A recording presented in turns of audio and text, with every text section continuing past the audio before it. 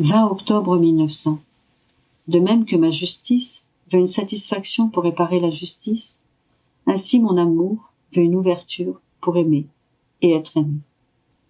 Quand mon adorable Jésus vint ce matin, il me fit voir ses attributs et me dit « Ma fille, mes attributs sont continuellement dans une disposition favorable envers les hommes, et chacun exige des hommes son tribut. » Il ajouta « De même que ma justice veut une satisfaction pour réparer l'injustice, de même mon amour veut une ouverture pour aimer et être aimé. Toi, entre dans ma justice, prie et répare, et quand tu reçois un coup, aie la patience de le supporter. Ensuite, entre dans mon amour, et accorde-moi de m'épancher dans l'amour. Autrement, je serai frustré dans mon amour. Ainsi, en ce moment, j'éprouve l'absolue nécessité de donner un épanchement à mon amour réprimé.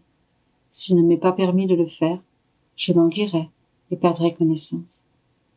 Pendant qu'il disait cela, il commença à m'embrasser, à me caresser et à me manifester tellement de tendresse d'amour que je n'ai pas de mots pour le dire. Il voulait que je lui donne un retour, il me dit « Comme je sens le besoin d'épancher mon amour en toi, tu as aussi le besoin d'épancher ton amour en moi, n'est-ce pas ?»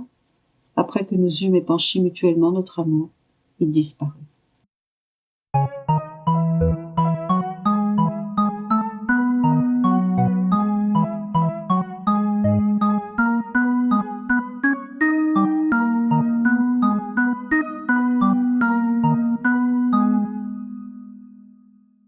20 octobre 1904. Louisa voit les prêtres s'entre-déchirer. Ce matin, je me suis trouvée hors de mon corps, dans une rue où il y avait beaucoup de petits chiens qui se mordaient les uns les autres. Au bout de la rue, il y avait un religieux qui les regardait se mordre, les entendait et était troublé, voyant tout cela avec sa vue naturelle. Il parlait sans bien scruter les choses et sans la lumière surnaturelle qui leur permette de connaître la vérité. Pendant ce temps, j'ai entendu une voix qui disait « Ce sont des prêtres qui s'entre-déchirent. » Le religieux semblait être un visiteur qui, voyant les prêtres se mordre, manquait d'aide divine. «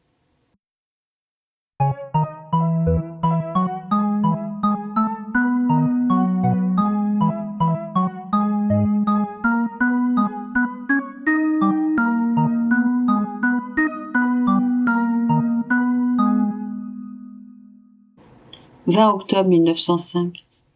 Bousculée par le feu du péché, la justice divine transforme son feu en un feu de châtiment.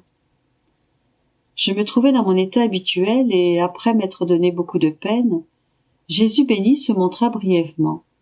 Étant sur le point d'envoyer des fléaux, il me dit « Ma fille, le péché est un feu, et ma justice est un feu. Comme ma justice doit toujours se maintenir en équilibre et ne recevoir en elle aucun feu profane, alors, quand le feu du péché veut se mêler au feu de la justice, ma justice déverse son feu sur la terre en le convertissant en feu de châtiment. »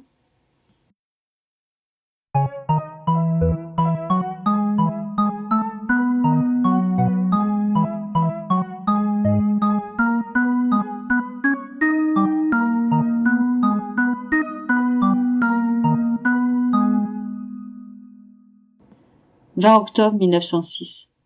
Jésus se plaint des profanations cachées de ses prêtres à l'endroit de ses temples de pierre et de son propre corps.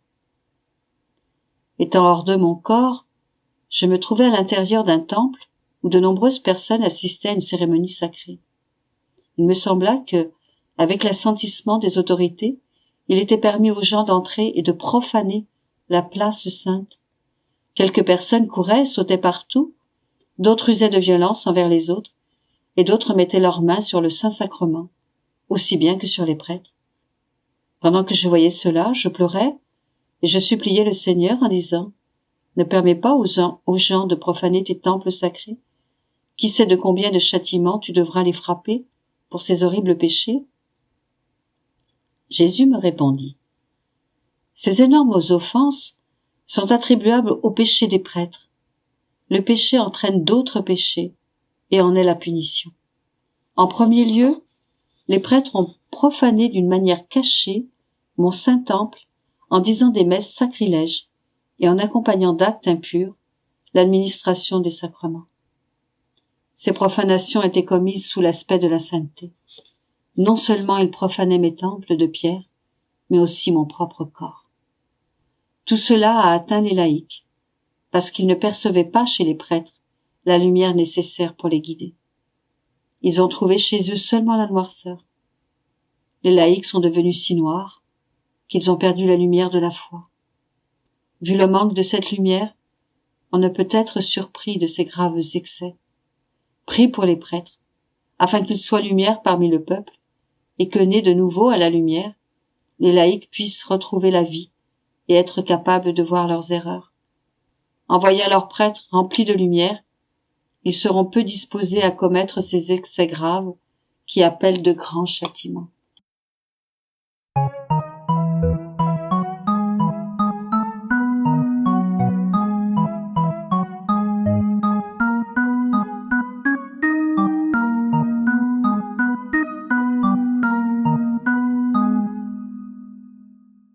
« 20 octobre 1911. Jésus souffre à cause de ce que les créatures lui font. Louisa le soulage. En voyant mon adorable Jésus, on est poussé à la compassion. Il pleurait tellement, appuyant sa face contre la mienne. Je sentais ses larmes couler sur moi. En le voyant pleurer, j'ai pleuré aussi, et j'ai dit, « Qu'est-ce qui ne va pas, ô Jésus? Pourquoi pleures-tu? Ah, ne pleure pas, je t'en supplie. Déverse-le tout en moi. Donne-moi une part de tes amertumes, mais ne pleure pas, car je me sens mourir de douleur. Pauvre Jésus, qu'est-ce qu'ils t'ont fait? » Je l'ai caressé et embrassé pour calmer ses pleurs. Jésus dit, « Ah, ma fille, tu ne sais pas tout ce qu'ils me font. Si tu le voyais, tu mourrais de douleur. Ensuite, tu me dis que je ne dois pas laisser les étrangers venir, mais par ce qu'ils font, ce sont eux-mêmes qui arrachent cette punition de mes mains. Ce sont eux qui m'ont arraché la punition de la guerre et de la destruction des villes. Donc, ma fille, patience. » J'ai dit, « En te voyant pleurer, je sens mes mains attachées, et je ne sais pas comment te dire de ne pas le faire. Je n'ai qu'une chose à te dire. Amène-moi d'avance, car en étant au ciel, je vais penser comme ceux du ciel. Mais en étant sur la terre, je ne penserai pas comme ceux du ciel.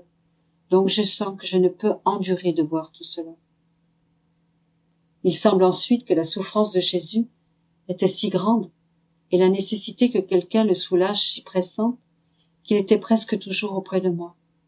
À un moment, je lui parlais d'amour. À un autre moment, je lui faisais réparation. À un autre moment, nous prions ensemble. À un autre moment, je regardais sa tête pour voir s'il portait la couronne d'épines afin de lui enlever. Jésus désirait rester sans bouger, et il semble qu'il me laissait tout faire. Il y avait tellement de péchés qui se commettaient, qu'il fuyait les occasions de se rendre au milieu des gens.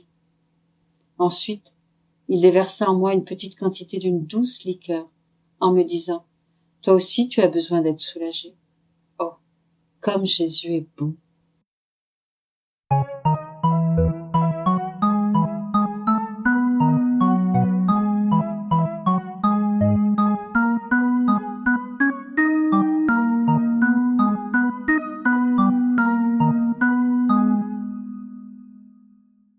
20 octobre 1916. Comme le soleil, la grâce est à la disposition de tous. Je me fusionnais dans la divine volonté et l'idée m'est venue de recommander à Jésus béni certaines personnes en particulier.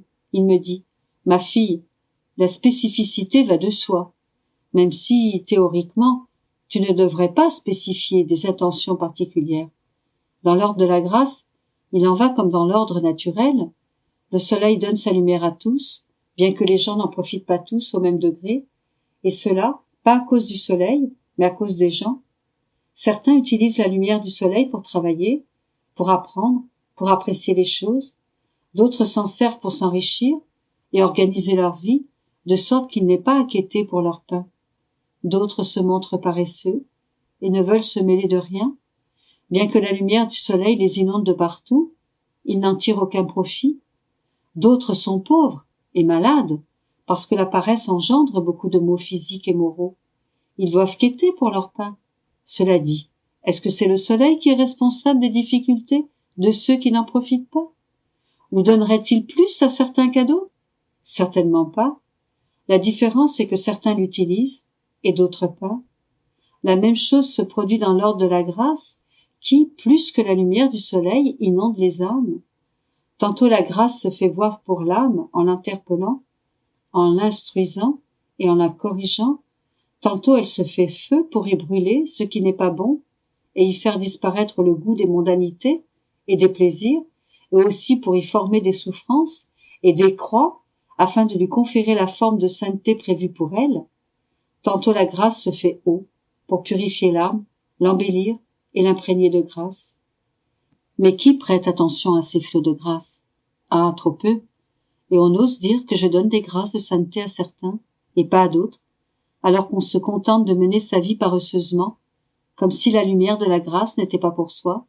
Il ajouta: Ma fille, j'aime tant les créatures, que je me fais sentinelle en chacune pour les surveiller, les défendre, et de mes propres mains travailler à leur sanctification. Cependant, combien d'amertume elles me donnent. Quelques-unes me rejettent, d'autres m'ignorent et me méprisent, d'autres se plaignent de ma surveillance, d'autres enfin me claquent la porte en rendant mon travail inutile. Non seulement je me fais sentinelle pour les âmes, mais je choisis celles qui vivent dans ma volonté pour m'accompagner dans cette tâche. Puisque ces âmes sont complètement en moi, je les choisis comme secondes sentinelles. Ces secondes sentinelles me consolent, me remercient au nom de leur protégé, me tiennent compagnie dans la solitude, où plusieurs me tiennent, et me forcent à ne pas délaisser les âmes. Je ne peux donner de plus grande grâce aux créatures que ces âmes qui vivent dans ma volonté. Elles sont les prodiges des prodiges.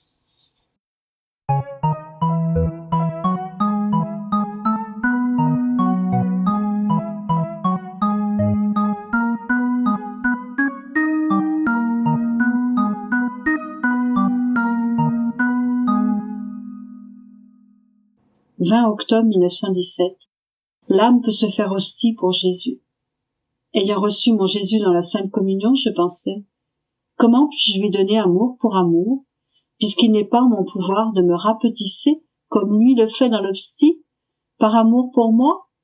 Alors mon bien-aimé Jésus me dit: Ma fille, si tu ne peux pas te réduire par amour pour moi sous la forme d'une petite hostie, tu peux très bien te réduire complètement dans ma volonté, te faisant ainsi hostie dans ma volonté. À chaque action que tu feras dans ma volonté, tu seras une hostie pour moi, et je me nourrirai de toi, comme tu te nourris de moi. Qu'est-ce que l'hostie? N'est-elle pas ma vie? Et qu'est-ce que ma volonté? N'est-elle pas la totalité de ma vie? Tu peux faire de toi une hostie par amour pour moi. Autant tu fais d'action dans ma volonté, autant tu peux former d'hostie pour me donner amour. Pour amour?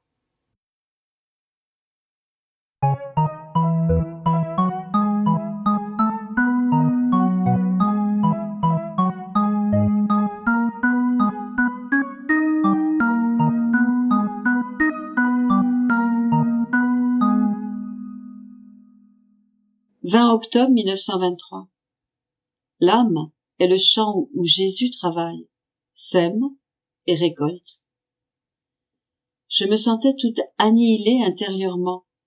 Ma privation de lui me plongeait dans la plus profonde humiliation. Sans Jésus, je sentais l'intérieur de mon âme dévastée.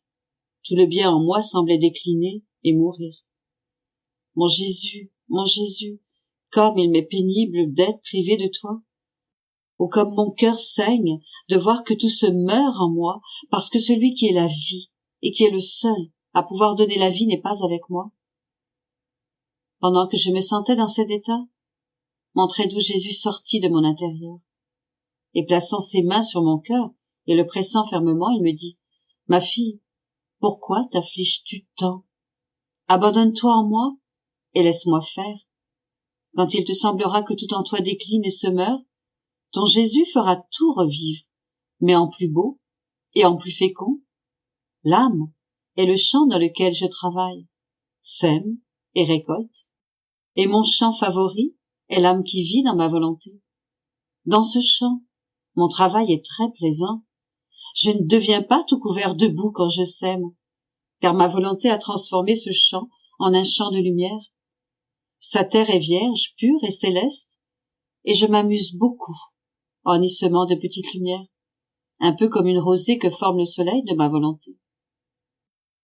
Oh, comme il est beau de voir ce champ tout couvert de gouttes de lumière, lesquelles, en grandissant graduellement, formeront plusieurs soleils.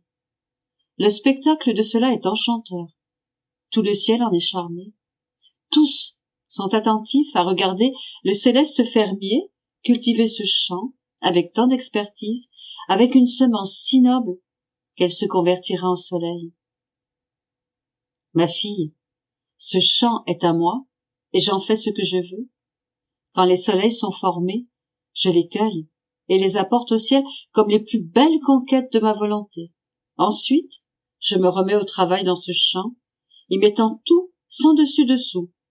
Alors, la petite fille de ma volonté sent que tout se termine, que tout se meurt en elle.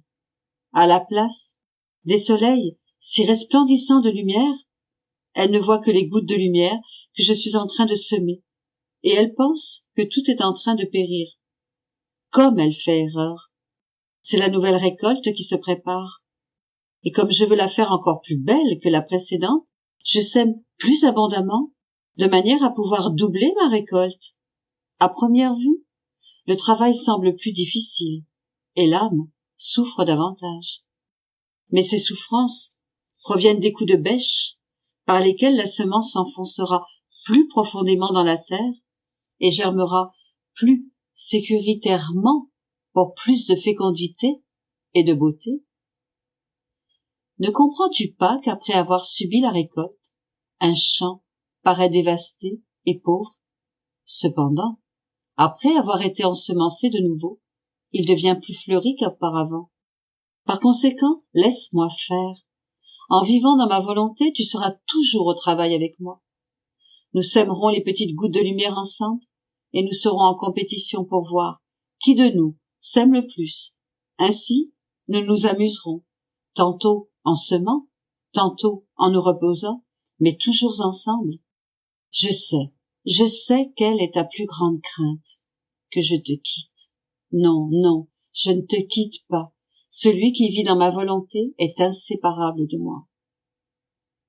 Je lui dis, mon Jésus, dans le passé, tu avais coutume de me dire que lorsque tu ne venais pas, c'était que tu voulais châtier le peuple. Mais maintenant, ce n'est pas pour cette raison que tu ne viens pas, mais pour d'autres raisons. Jésus reprit en soupirant. Ils vont venir, les châtiments. Ils vont venir. Ah, si tu savais. Ayant dit cela, il disparut. «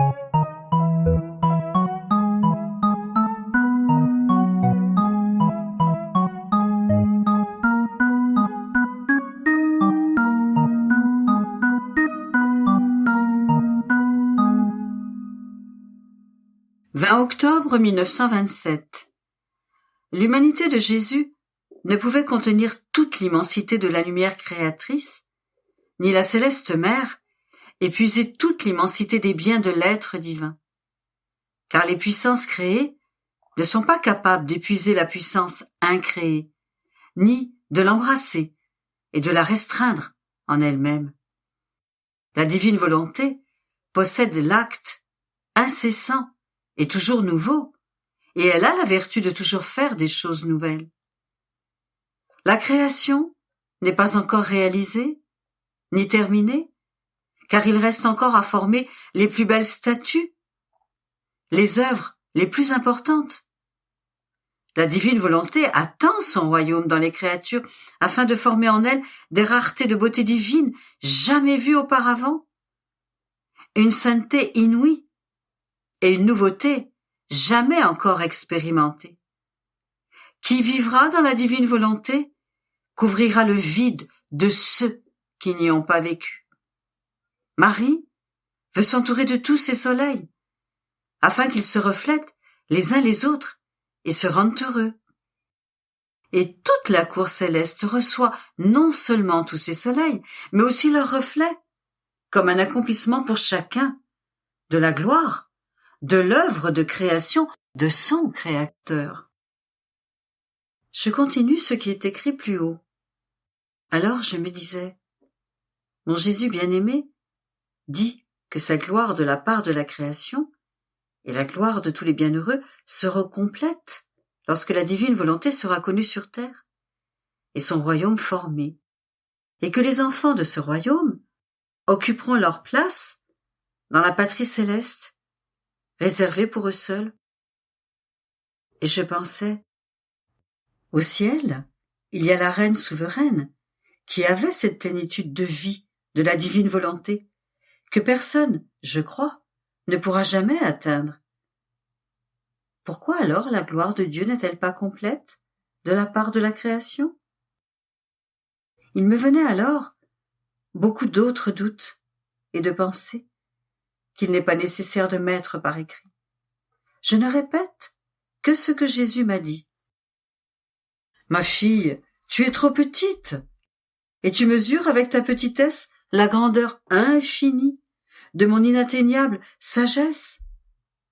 La créature, si sainte qu'elle puisse être, comme ma mère bien-aimée, qui, bien qu'elle possédât la plénitude et la totalité de tous les biens de son Créateur, et que le royaume de ma divine volonté régnait parfaitement en elle, avec tout cela, ne pouvait pas épuiser toute l'immensité de tous les biens de l'être divin.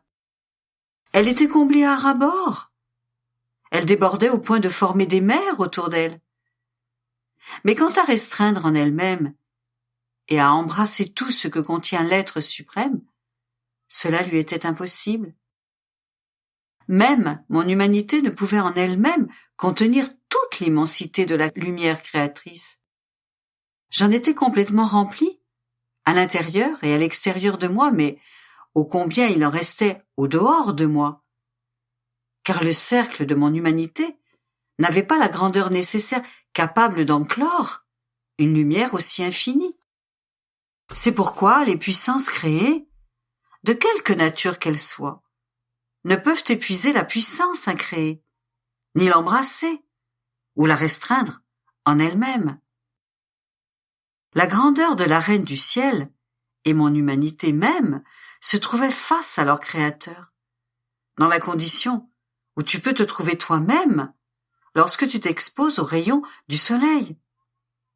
Tu peux te trouver sous le règne de sa lumière, en être revêtu et ressentir toute l'intensité de sa chaleur. Mais, quant à être capable de restreindre en toi toute sa lumière et sa chaleur, cela te serait impossible. Cependant, même alors, tu ne peux pas dire que la vie de la lumière du soleil et de sa chaleur n'est pas en toi et autour de toi.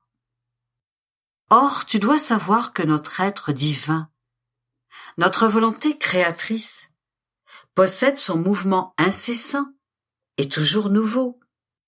Nouveau dans les joies, dans le bonheur, nouveau dans la beauté, nouveau dans l'œuvre que notre sagesse déploie dans la formation des âmes, nouveau dans la sainteté qu'elle imprime, nouveau dans l'amour qu'elle infuse. Si donc elle possède cet acte nouveau et continuel, elle a la vertu de faire toujours des choses nouvelles. Et si la Reine-Mère fut créée toute belle, pure et sainte, cela n'exclut pas que nous puissions faire d'autres choses nouvelles et belles, dignes de nos œuvres. De plus, dans la création, comme notre Fiat s'est mis à l'œuvre en créant toutes choses, il a également manifesté tous les nouveaux actes, par lesquels il devait former les créatures, les beautés exceptionnelles qu'il devait communiquer, et la sainteté qu'il était censé imprimer en ceux qui auraient vécu dans notre divine volonté. Et comme le divin Fiat n'avait ni sa vie, ni son royaume dans les créatures, mais uniquement dans la Dame souveraine du ciel, il accomplit le premier prodige et miracle qui stupéfia et le ciel et la terre, et il attend les autres créatures qui doivent avoir sa vie et posséder ces autres royaumes pour y régner et former par notre acte nouveau des saintetés, des beautés et des grâces rares. Oh, avec quelle impatience! Ma divine volonté attend ce nouveau champ d'action. afin d'y manifester ces nouveaux actes. Ma divine volonté est semblable à un artisan, capable de fabriquer des centaines de milliers de statues, toutes différentes les unes des autres. Il sait comment imprimer à chacune un détail de beauté, d'expression et de forme d'une grande rareté. Et on ne peut pas dire que l'une ressemble à l'autre. Il est incapable de faire des répétitions, uniquement des statues toujours nouvelles et toujours belles. Mais ma volonté n'a pas l'occasion de manifester son art. Quelle douleur ce serait pour un tel artisan que cette inactivité. C'est le cas pour ma divine volonté. Ainsi, elle attend son royaume parmi les créatures pour y former des beautés divines encore jamais vues, une sainteté inouïe, une nouveauté jamais encore expérimentée. Ce n'est pas assez pour sa puissance qui peut tout, pour son immensité qui embrasse tout, pour son amour qui est inépuisable, que d'avoir formé de son art divin la grande dame, la reine du ciel et de la terre. Ma volonté veut aussi former sa succession, en qui mon fiat veut vivre et régner, pour y former d'autres œuvres dignes d'elle. Comment donc notre gloire peut-elle être complète dans la création, et comment la gloire et la félicité de la famille humaine peuvent-elles être complètes au ciel, si notre œuvre n'est pas terminée dans la création? Il reste encore à former les plus belles statues, les œuvres les plus importantes. L'objectif même de la création n'a pas encore été atteint, et il suffit qu'il manque un détail, une petite fleur, une feuille ou une nuance de couleur à une œuvre pour qu'elle n'ait pas sa pleine valeur et que celui qui l'a faite n'en reçoive pas la gloire complète. Ce ne sont d'ailleurs pas des détails qui manquent à notre création, mais les œuvres les plus importantes, nos diverses images divines de beauté, de sainteté, de ressemblance parfaite. Et comme notre volonté a commencé la création avec une telle grandeur dans la beauté, l'ordre, l'harmonie et la magnificence, tant dans la formation de la machine de l'univers que dans la création de l'homme, il n'est que juste que pour le décorum, la gloire et l'honneur de notre œuvre, elle soit accomplie avec encore plus de somptuosité, de diversité et de rareté dans les beautés, toutes dignes de l'acte incessant et toujours nouveau que possède ma divine volonté. Ceux qui vivront dans le royaume de ma divine volonté demeureront sous la puissance d'un acte nouveau d'une force irrésistible. Ils se sentiront investis d'un acte nouveau de sainteté, d'une éblouissante beauté et d'une lumière éclatante. Et alors qu'ils posséderont cet acte, un autre acte nouveau surviendra, puis un autre, et un autre encore, sans qu'il y ait jamais de cesse.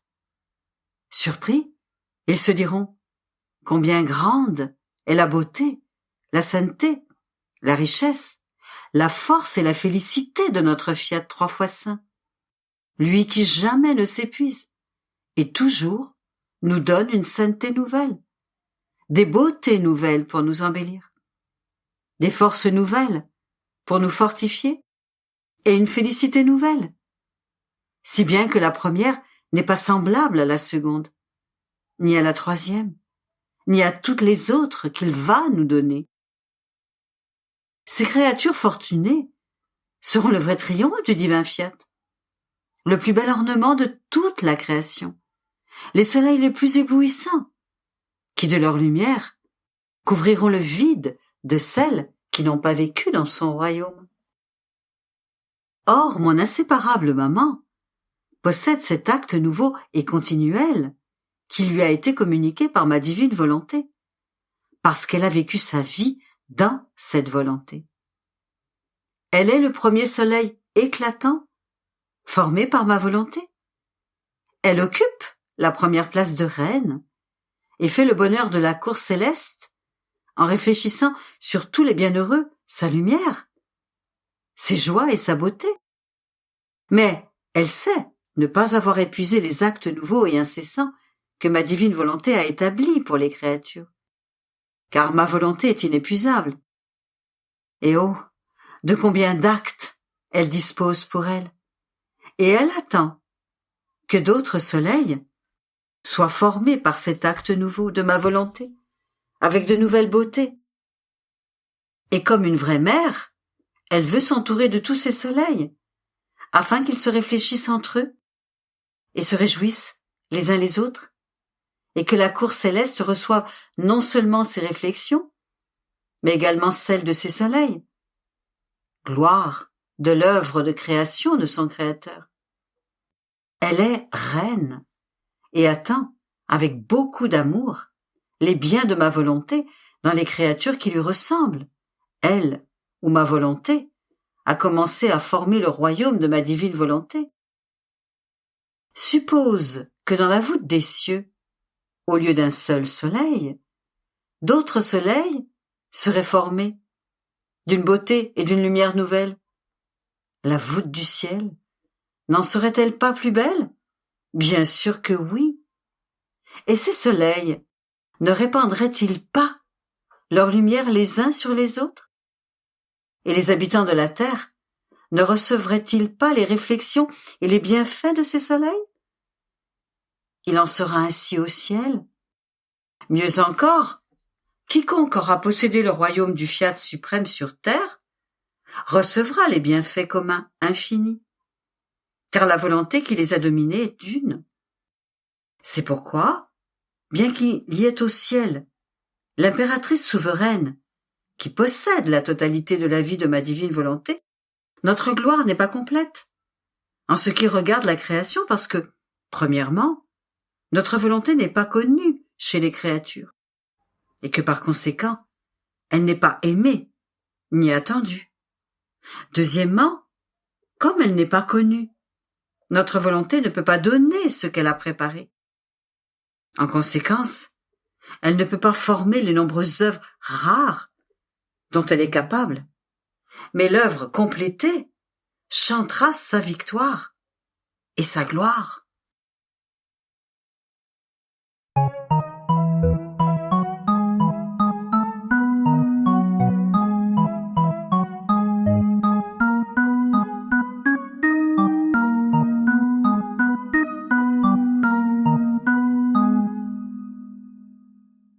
« 20 octobre 1931. Rencontre des pas entre Dieu et la créature. Comment Dieu a formé la créature au centre de la création. Ma petite existence tourne toujours dans le divin vouloir.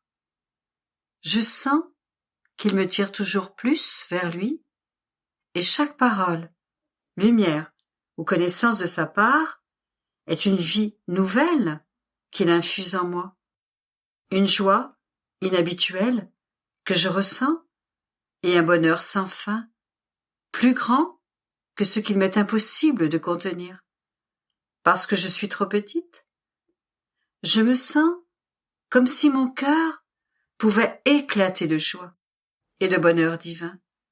Ô divine volonté, fais-toi connaître, posséder et aimer, afin que tous puissent être heureux, mais d'un bonheur céleste et non terrestre.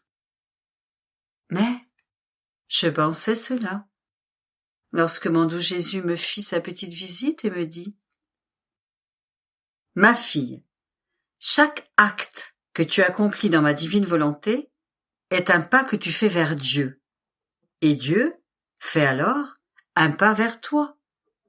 Le pas de la créature est l'appel qui invite le pas divin à aller à sa rencontre.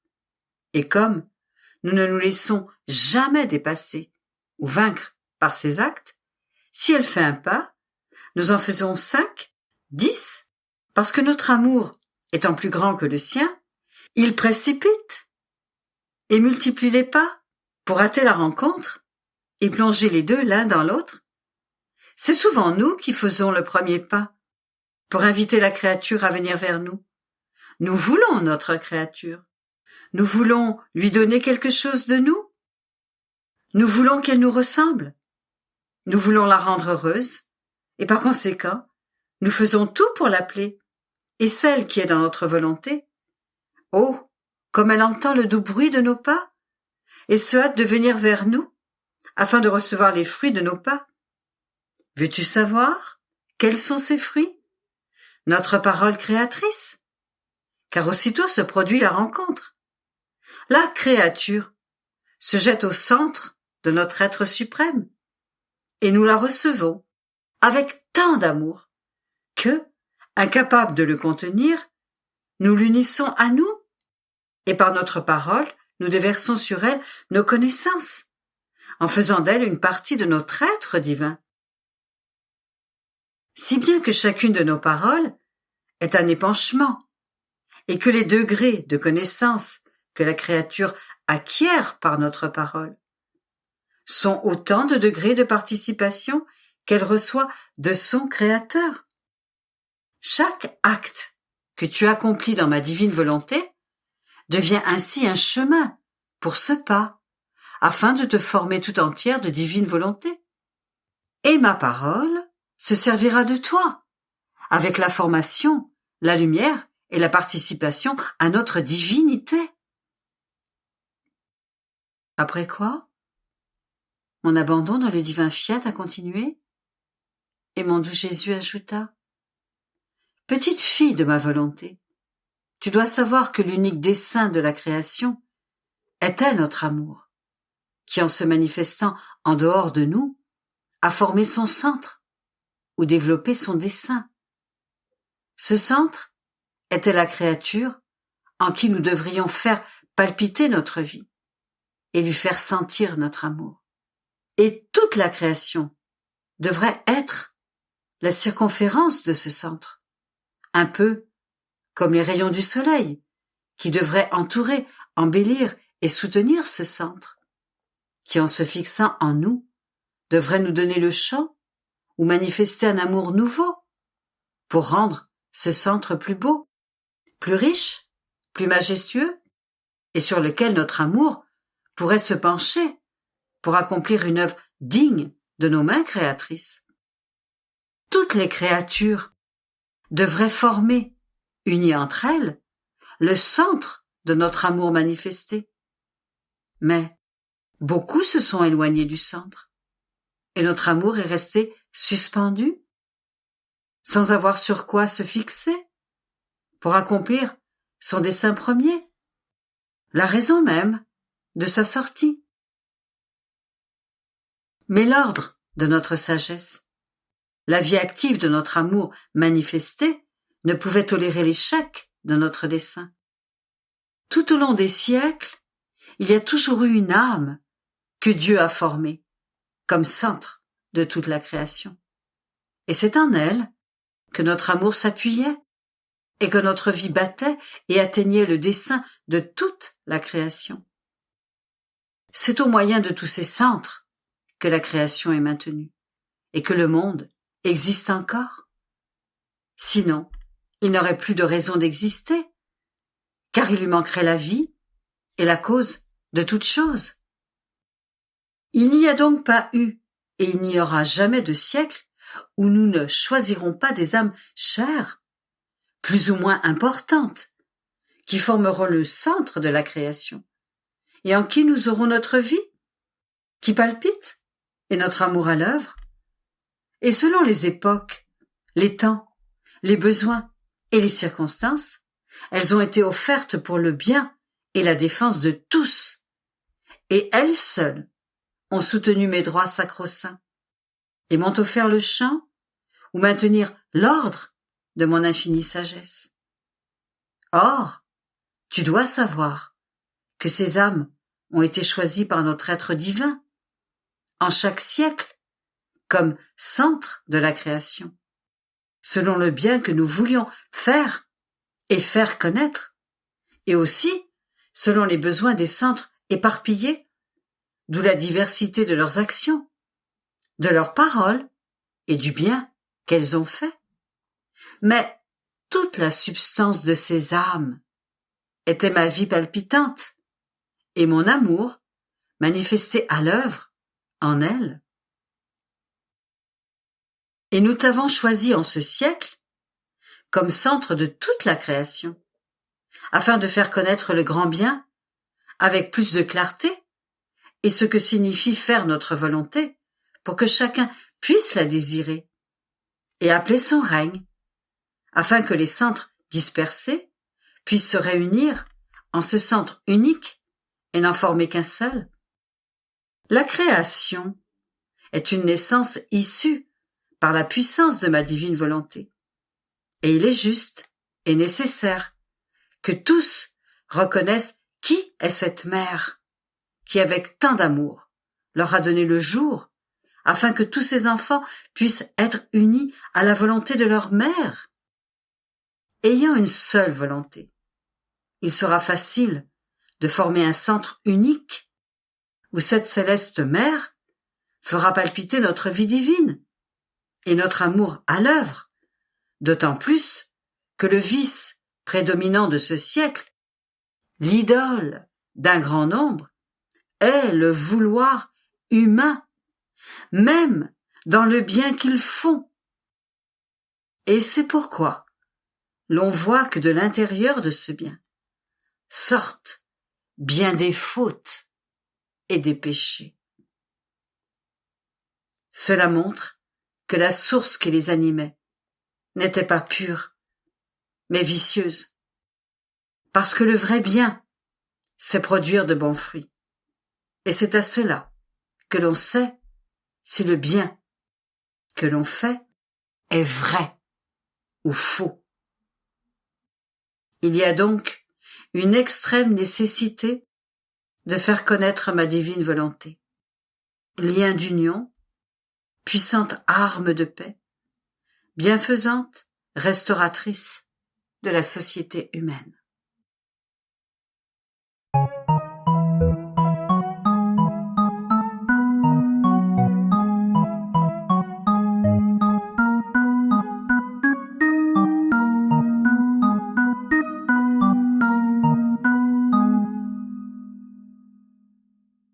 « 20 octobre 1935. L'amour et la divine volonté vont d'un même pas. L'amour constitue le premier matériau adaptable pour former la vie de Dieu dans la créature. Mon pauvre esprit ressent le besoin de se reposer dans le divin vouloir, de se sentir aimé par celui-là seul qui sait comment l'aimer. Il sent en lui la vie, et sa douce compagnie est son plus grand bonheur. Mais, s'il ressent le besoin d'être aimé, il éprouve également, avec une fièvre ardente, celui de l'aimer. Et il voudrait pouvoir se consumer d'amour, sortir de son exil, afin de pouvoir l'aimer au ciel, d'un amour plus parfait. Mon Jésus, quand auras-tu pitié de moi? Mais je pensais cela, lorsque mon bien-aimé me refit sa petite visite et me dit: Ma fille, l'amour et la volonté de Dieu marchent ensemble. Ils ne sont jamais séparés et forment une seule et même vie. Si bien que si ma volonté a créé de nombreuses choses, elle les a créées dans l'amour. Et elle ne serait pas digne de notre infinie sagesse si nous n'aimions pas ce que nous avons créé. Par conséquent, chaque chose créée, même la plus petite, possède la source de notre amour et une voix qui continuellement soupire avec amour: je suis la divine volonté et je suis sainte, pure, puissante et belle. Je suis amour et j'aime. Je ne cesserai jamais d'aimer, même celle que je ne convertis pas entièrement dans l'amour. Tu vois par conséquent, ma fille, que ma divine volonté aimait, puis créa ce qu'elle aimait. L'amour est notre souffle, notre pulsation est notre air, Et comme l'air est communicatif, et que rien ni personne ni chose ne peut échapper à l'air, notre amour, qui est air véritable, investit toute chose, et c'est avec justice qu'il veut être maître de tout et être aimé par tous. Lorsque l'amour n'est pas aimé, il sent que le souffle et la pulsation lui sont enlevés, et que l'air n'a plus sa vertu communicative. Si la créature fait ma volonté et qu'elle n'aime pas, on ne peut pas dire en fait qu'elle fait ma volonté. Ce sera peut-être la volonté de Dieu par circonstance, par nécessité, par moment, parce que seul l'amour divin possède la vertu unitive, celle qui unit et centralise toute chose dans ma divine volonté pour former la vie. Il lui manque alors mon amour qui seul sait rendre et transmuer la créature en matériaux adaptables, afin de faire de cette créature la vie de la divine volonté. Sans l'amour, elle serait alors comme un objet dur qui ne peut recevoir aucune impression de l'être suprême. Mon amour est comme un ciment qui remplit toutes les lésions du vouloir humain. Il le rend malléable pour lui donner la forme qu'il veut et graver sur lui le sceau de la vie divine. La volonté de Dieu et l'amour sont donc inséparables. Si tu veux faire ma volonté, tu veux aimer. Et si tu aimes, tu mettras en sûreté ma volonté en toi. Ma volonté et l'amour vont la main dans la main. Ma volonté créée et l'amour se prêtent comme matériaux pour subir l'acte créateur et produire nos plus belles œuvres. Aussi, lorsque nous ne sommes pas aimés, nous entrons dans un délire. Nous sentons que nos bras sont brisés, que nos mains créatrices ne trouvent pas le matériau pour former notre vie dans la créature. C'est pourquoi, en allant de pair et en nous aimant l'un l'autre, nous aimerons toujours et nous serons tous deux heureux. Si tu veux vivre dans mon vouloir, je mettrai à ta disposition mon amour, et tu auras en ton pouvoir l'amour héroïque et incessant qui ne dit jamais que c'est assez.